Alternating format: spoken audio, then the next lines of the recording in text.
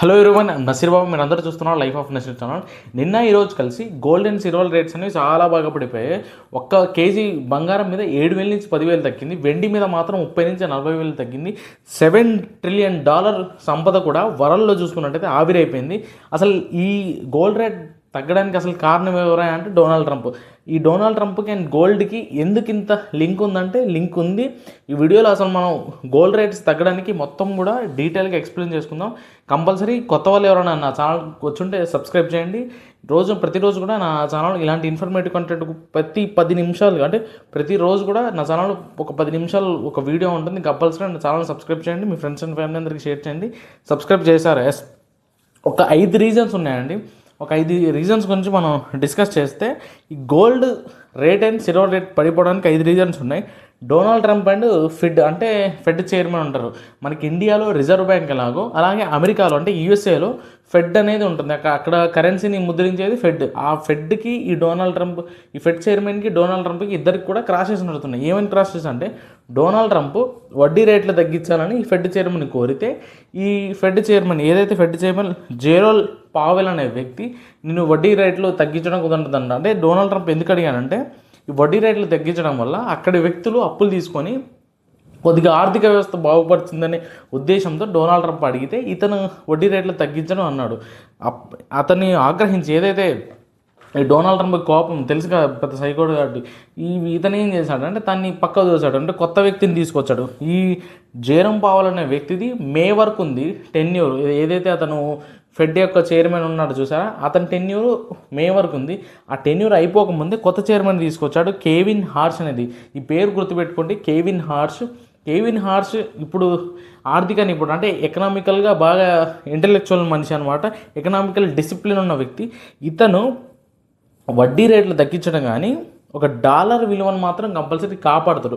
ఈ డాలర్ విలువ స్ట్రాంగ్ అవుతూ ఉన్న కొద్దీ గోల్డ్ ప్రైసెస్ తగ్గుతూ ఉంటుంది. మార్కెట్లో బాగా గుర్తుపెట్టుకోండి, ఎప్పుడైతే డాలర్ స్ట్రాంగ్ అవుతుంటుందో గోల్డ్ అనేది ఆటోమేటిక్గా పడిపోతూనే ఉంటుంది. అలాగే వాడి ఇన్వెస్టర్స్ అందరూ కూడా ఏం చేశారు, ఇతను ఏదైతే కేవిన్ హార్ష్ వస్తూ ఉంటే వీళ్ళందరూ ఏం చేశారంటే ఈ గోల్డ్ని అమ్మేసి, అంటే వీళ్ళందరూ కూడా ఫస్ట్ డాలర్ అనేది సరిగ్గా లేదు, ఈ ట్రంప్ తీసుకొచ్చే పాలసీలన్నీ కూడా ఎలాగో బాగాలేదు అనే ఉద్దేశంతో వీళ్ళందరూ ఏం చేశారు, డాలర్ మీద ఇన్వెస్ట్ చేయకుండా అటు వెళ్ళి గోల్డ్ మీద ఇన్వెస్ట్ చేశారు. ఆటోమేటిక్గా గోల్డ్ రేట్స్ పెరిగాయి. ఇప్పుడు వాళ్ళందరూ ఏం చేశారు, గోల్డ్ మీద ఇన్వెస్ట్మెంట్ అంటే గోల్డ్ని అమ్మేసుకొని మళ్ళీ వచ్చేసి ఈ డాలర్ మీద ఇన్వెస్ట్ చేస్తూ ఉన్నాను. ఎందుకు ఈ కేవిన్ హార్ష్ రావడం వల్ల డాలర్ అనేది స్థిరంగా ఇంతకుముందు ఉంది, కానీ ఇప్పుడు స్థిరంగా మారబోతుందనే ఉద్దేశంతో అందరూ కూడా దీని మీద పెట్టారు.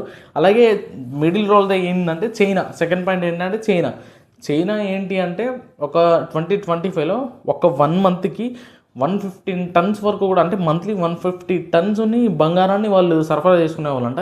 ఈ 2026 నుంచి ప్రతి నెల కూడా 20 టన్స్ వరకు కూడా ఈ మార్కెట్ వాల్యూ పడిపోయింది. అంటే చైనాలో కొనుగోలు తగ్గిపోవడం వల్ల కూడా మార్కెట్ అనేది క్రాష్ అయిపోయింది. ఇంకా వెండి ధర వచ్చేసి కేజీకి 80,000 నుండి 4 లక్షల వరకు పెరిగి ఉండే.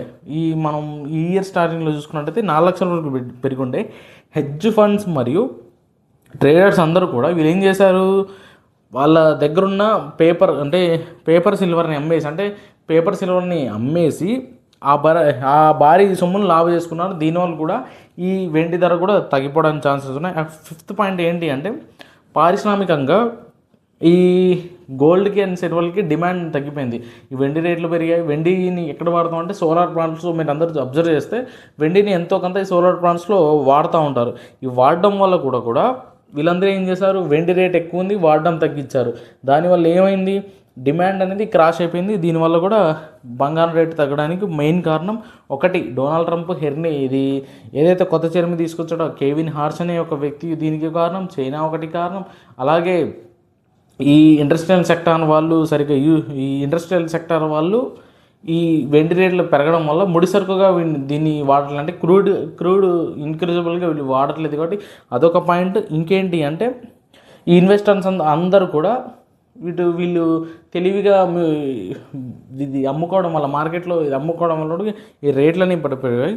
అలాగే బంగారం రేట్ అనేది ఎప్పుడు పెరగవచ్చు తగ్గొచ్చు, కానీ సామాన్యవాడికి అందాలనే ఉద్దేశంలో కూడా మార్కెట్ అప్పుడప్పుడు క్రాష్ అయిద్దని కొంతమంది ఏదైతే ఫండ్స్ మీద, ఈ గోల్డ్ మీద ఏదైతే కొంచెం నాలెడ్జ్ ఉన్న వ్యక్తులు వాళ్ళు చెప్తా ఉన్నారు.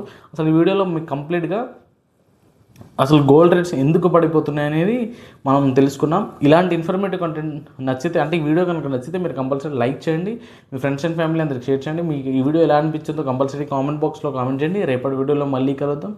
See you tomorrow. బై.